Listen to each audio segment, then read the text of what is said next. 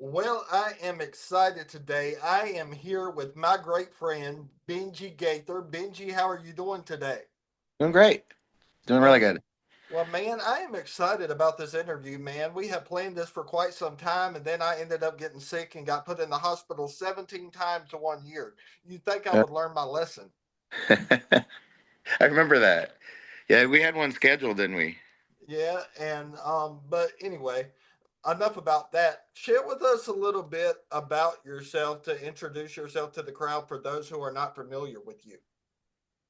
Well, what kind of crowd do you have? Is this like a, It's anybody and everybody, brother. You just go ahead and share whatever you feel led to so share. it's not like a Southern gospel, whatever? No, sir. I mean, I say that because my parents are Bill and Gloria Gaither and they're kind of famous gospel singers. But yeah, so I grew up in kind of a famous home uh, and started doing music, started writing, and Um, I traveled after college. I traveled with a group called Benjamin that I was the lead singer in, and we had a couple of records on a record label and toured for a while. And then I started an animation company and went down that rabbit hole. And we did a couple of videos that sold pretty well. And then I started doing voiceover work, and I got involved with the people that actually my friends that I went to college with that had made a animated movie called well, first we did an animated movie called Wobots. Here, let me show you. I can show you my. So we can I turn the camera around? How do I do that? I don't So know. there's Wobots. That's what we started. Oh, It's kind wow. of my Hall of Fame. Can you see that? Yeah, I can see that. Great. Yeah. That's Wobots, and the creators of that, who I went to college with, they took they took that and then raised some money to do an animated film called Hoodwinked, and that's what that is. And so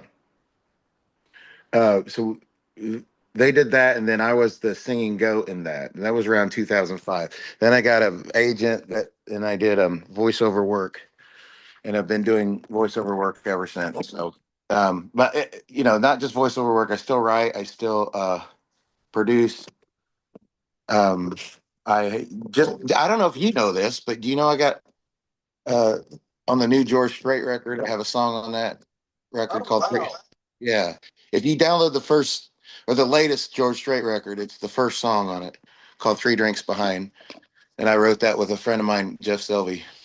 So That anyway, that's pretty cool. I did not and know a that. lot of things happened. I got married and had kids and, and moved to Nashville. I'm in Nashville now and I'm in some bands. I'm in a Kiss tribute band. It's kind of fun. Um, I'm in a couple other bands with Tim Miner and Chris Rodriguez and some players around here. Anyway, Oh, wow. um, so there you go. That's me. So you started off with the producing and the voice acting with a show called Gaither's Pond. Share with us a little bit about the idea behind that.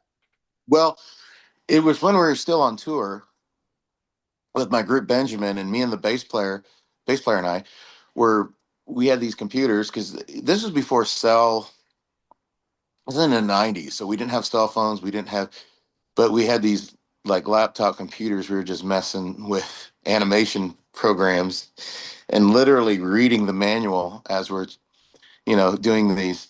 But we thought, hey, well, that'd be cool to do a animated series based on the Gaither videos. I don't know if the homecoming videos that my dad has done with these um singers that and that he grew up in, that he was influenced by.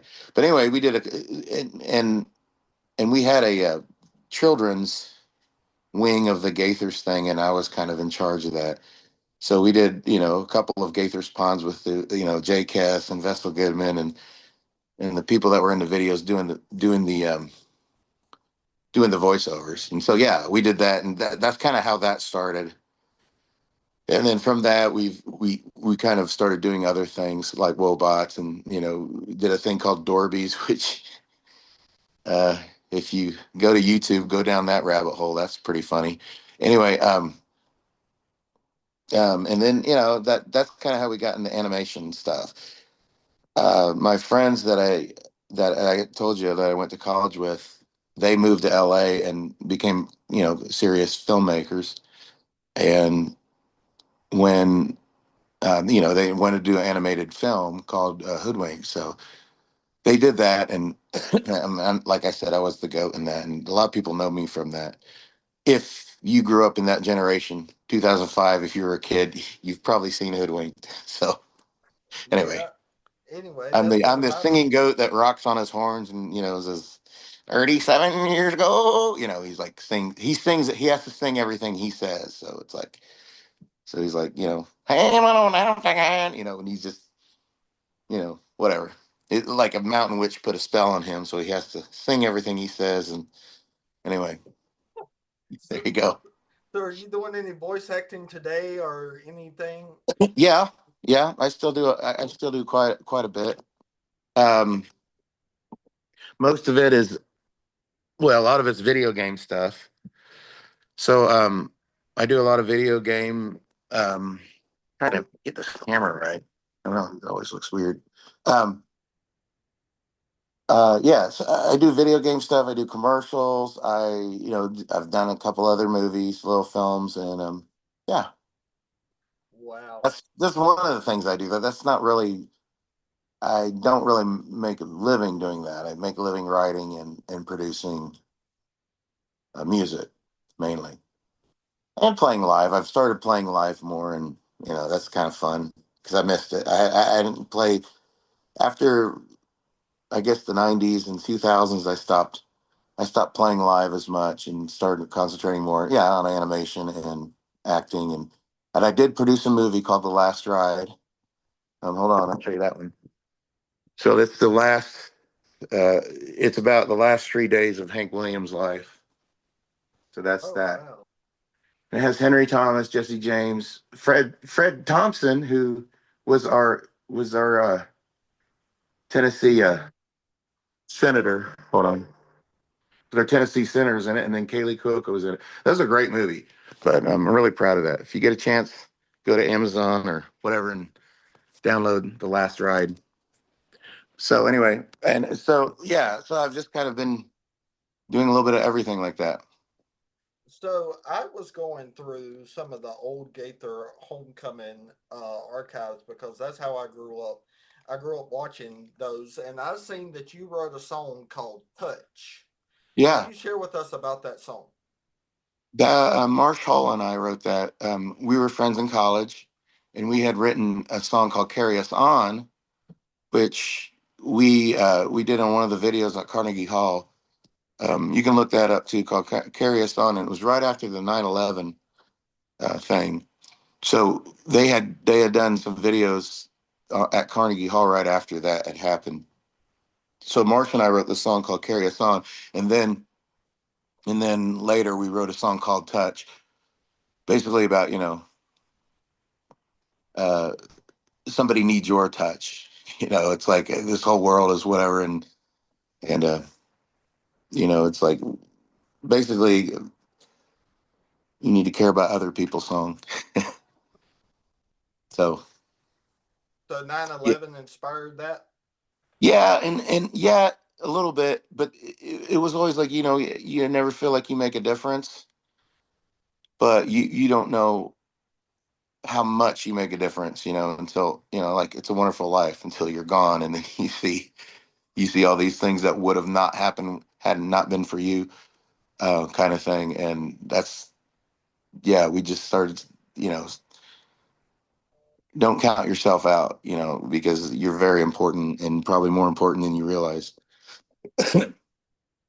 So growing up in the household of Bill and Gloria Gaither, I'm sure you got to meet many gospel legends and make many memories. But what's one homecoming memory that would stick out to you? I mean, I don't know homecoming. Honestly, I didn't grow up with Vestal Goodman and Jay Cass. That's dad's childhood. I grew up with Steve Green and Dan Huff and Sandy Patty and Amy Grant and those people that were on mom and dad's bus through the years. Um, those are the people that I remember. So in the '90s when they started doing the videos, and I was like, who's this lady with big hair? I didn't know who Vestal Goodman was. I didn't know who J Cast was. He's this guy with the wig on. They were strange characters to me, but I got to know them and love them, and it was like a whole another childhood to me. Even though I was 20 when that all started, but uh, so yeah, I mean, I don't know if there's one particular thing that stands out. Um, but just me getting acquainted with these people, and just finding out how amazing they were, you know. So I don't know if there's one specific thing I can point to. Did you get to go on the Alaskan cruise that they just went on? I did, and I just got off the Caribbean cruise, and then, they're doing one more Alaskan cruise this end of this summer, and that's their last one, I think. So Wow. if you want to go on a Gaither cruise, you better do this last one because this is it. Wow. So share with us a little bit. You were telling me about the song George Strait's project. Share with us a little bit about that if you would like. Yeah, I well, I've written country a lot too. I mean, I've gotten some country cuts. I mean, George Strait's always your. I mean, he's the king. So if you get a George Strait cut, you know you're in another respect level, I guess. I mean, I respect George. I mean, I think he's just. I mean, if Elvis is the king of rock and roll, and Michael Jackson was the king of pop, George Strait's definitely king of country. Maybe I don't know. Maybe Hank Williams beats him, but he definitely the current king of country. And we did write this song a while back called Three Drinks Behind that he had on hold, on previous records and dropped it for whatever reason. But it was the way we wrote it was a 3/4 song, and it was kind of a drinking song, but not really. It was more about the same kind of things were going on then that were going on. And I wrote it with Kim Williams, who had written a lot of the Garth Brooks hits, and well, not just Garth Brooks, Alan Jackson. He wrote Three Wooden Crosses, Ain't Going Down, as the Sun Comes Up. He's written a lot of hits. So we had written this with him, um, and um, and it was one of those, kind of come together songs. This is a lot like Touch, only like, hey, we're getting together in a bar, and stop complaining, have a drink, kind of thing. Stop fighting. So that was kind of the idea behind it, and like I said, George had it on hold a couple times, and had dropped it, and so we thought his manager was saying, well, it seems too dark or something, and I was like, man, it's really not a dark song. But then we wrote it in 3/4, so it was like, set 'em up, Joe, set 'em up all. We thought it like an Irish pub song, and then we thought, well, maybe it's the 3/4 thing that's making it dark because set 'em up, Joe, set 'em up, So we said, hey, let's change it, and I had this idea of changing it too because I'm a big Tom Petty fan, so I was like, hey, let's do the learning to fly kind of thing, like learning to fly. So we changed it to a 4/4 thing, like, stars where I come to when life gets to me, that kind of thing. And we repitched it, and he cut it on this last record. And yeah, it. So yeah, and and the story was on this last record. My friend Jeff Sylvie, who I wrote it with, I had texted, and we hadn't talked in a few months. I don't know, it'd been a while. And I texted him and said, "What are you doing?" He goes, "Man, I'm sitting here. I got a couple of George Strait holds." And I was like, George Strait's still doing, he's doing another record because I heard he wasn't doing a record. He's like, oh yeah, no. So, well, tell me, Three Drinks Behind is one of them. And he was like, no, no, I didn't pitch that one. I'm like, well, who's producing? He's like, Tony Brown's producing. So I'm friends with Tony Brown. So I texted Tony and said, hey, have you thought of Three Drinks Behind? And this was like a Thursday, and he texted me right back and said, I've totally forgot about that song. Send me a MP3 and a lyric sheet. So I did.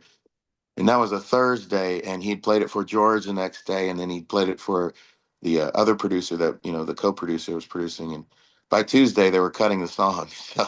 that was kind of a just a luck thing. It just happened. But anyway, So do you perform acoustically too, or oh yeah, yeah, so you go around and perform in Nashville? Is that right? yeah. I mean, yeah, everywhere. We just got back from Florida. Chris Rodriguez and I did a few shows down there. Um, yeah, just the two of us, and we'll do writers' nights, or we'll do like 3 hour sets in a bar or whatever, and then I have them and bands that we do stuff at Third and Lindsley, and we do stuff around Nashville as well. But yeah, I've definitely done a lot of acoustic things. Just So writers, mainly writers' nights. They want you to write your song, or play your songs you wrote, but other stuff too. so it sounds like you have a very eclectic taste of music. You're in the Kiss tribute band. You're in the country music. So what would you say would be your favorite genre of music of all time? Oh, rock. I mean, '80s rock for sure. I mean, I grew up in the '80s, '70s, and '80s, so it's like it's definitely those kind of bands that influenced me a lot, like Van Halen. Kiss did too. And my mom wouldn't let me buy those records when I was growing up, so I had to find friends who had them. And then remember the first time, my first rock record that my mom let me buy. I was probably 12, maybe 11, and it was Styx, Paradise Theater, and I remember it very distinctly. And after that, and actually, the funny thing was when mom and dad are tuning. I don't know if your listeners are familiar with Dan Huff, but he's a producer. He's a guitar player. He's fairly, famous producer. He produced Faith Hill and everybody, but he started out with my parents at 19 playing guitar. And during sound check, of course, he played Bill and Gloria Gaither stuff, which was not rock and roll. and but he could play anything. He was just amazing. But during sound check, he would play and turn on distortion. And I call it, oh, turn on that fuzz box again. And he would just start playing rock and roll, and that's when I got hooked. And I was probably 9 or 10 then, and I'm like, okay, this is cool. And so Dan Huff's probably responsible for my wayward rock and roll, whatever. But So yeah, that's how I kind of got into it, and have been a fan ever since. Um, but I do like country. I do like pop. I love gospel now. I mean, a very, very, yeah, very eclectic taste. Classical, I love, not, oh, I've also scored films. I've scored like 5 or 6 different films. I just got done scoring one a few months ago too. It was an action film. So, yeah, I'm kind of all over the board when it comes to music. Anything good really. And it doesn't matter what genre. A good song's a good song. And I look at scoring as songs too. I mean, to me, all those John Williams, Jaws, Star Wars, Indiana Jones, those are songs, and they're really good songs. So anyway, so what genre of music would you say really led you to become a songwriter? Or would you say that it was instilled in your blood? um, yeah, it was instilled. I think I wrote my first song when I was 3 or 4 on an auto harp. Oh wow. Yeah, it was pretty bad, but still, it was still a song, and I still have a little cassette tape of it. Me just singing my guts out on it. It's called "Take a Stick and Stir His Love Around." Wow. Anyway, uh, so yeah, I don't know. Writing to me was not a thing that I decided to do. It's just something I did instinctively. I mean, uh, it comes out of me whether I want it to or not, kind of thing. And it's just it gets obsessed in your head, and you got to get it out, or your head will blow up. So what would you say most often inspires you to write a song? It depends, and it's all different. I mean, everything depends on the song. I mean, uh, I'm not one of those writers that, and there's a lot of writers around here that they got to have so many songs a month, a quota, and so many songs a year if they have a publishing deal. And I've never had a publishing deal. I've always had my own publishing, but I'm not one of those songwriters that just, you know, like a factory just gets them out. I have to kind of be inspired or have an idea, or a lot of it I dream. I've dreamt a lot of songs, and 4 in the morning or 3 in the morning. And by the way, if you're one of those people that dream songs or dream ideas or dream, you got to write it down because you'll forget it. You think, oh, I'll remember it tomorrow. You never will. No.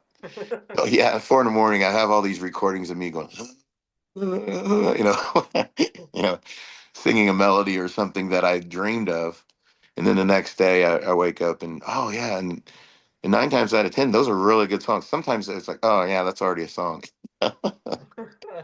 But a lot of times, yeah, but not just that, if there's an artist that I'm writing with that has a specific thing, I want to write something about that. We can, I can sit down and write. But but yeah, if it just comes to me or it doesn't, and I can force it, and I have, and those songs usually aren't the best. I mean, in my opinion, they're just kind of, eh. But the songs that are inspired are the songs that just come out naturally are usually the best. Or something will happen in life or something. Man, that'd make a good song. So it really depends. But yeah, I'm one of those guys that kind of has to get inspired, or you know, it's hard for me to just sit down and write a song for the sake of writing a song because I don't know. I have to So have something. I have to have something to say. It's just not. it's got to be a Or message. and there's those people too that just tool around on a piano or guitar, and I've written songs like that too. But for me, the best songs are the ones that I have an idea. I already have a lyrical idea or a melody idea or both. Usually both, and then I'll get together with another writer to write the verses or something like that. But yeah. So I know I have a lot of songwriters that watch this broadcast, and one of the questions was, what's the best first step of pitching a song as a songwriter? Um, the reality is, nobody's going to cut your song if they don't know who you are. I mean, it's mostly, I mean, if it's a really good song. Now, there's been a few songs like my dad, somebody who he'll come on the bus and there'll be a CD or somebody just very few times that just out of the blue and he just loved the song. Okay, I got to cut this. But mostly, either the artist or the producer or somebody in the world. And that's unfair. People say, "Well, how do I ever get in business?" Well, go meet people. You'll probably have to go to Nashville and hang around. And I would like to teach a whole class on how to do that. Most of it's just relationships, and a lot of it's timing, a lot of it's God. I mean, like I've never tried to force a relationship to get a song on a record. A lot of people do and are successful at that, but I'm I'm not a very good BSer, so it's hard. That's hard for me to do.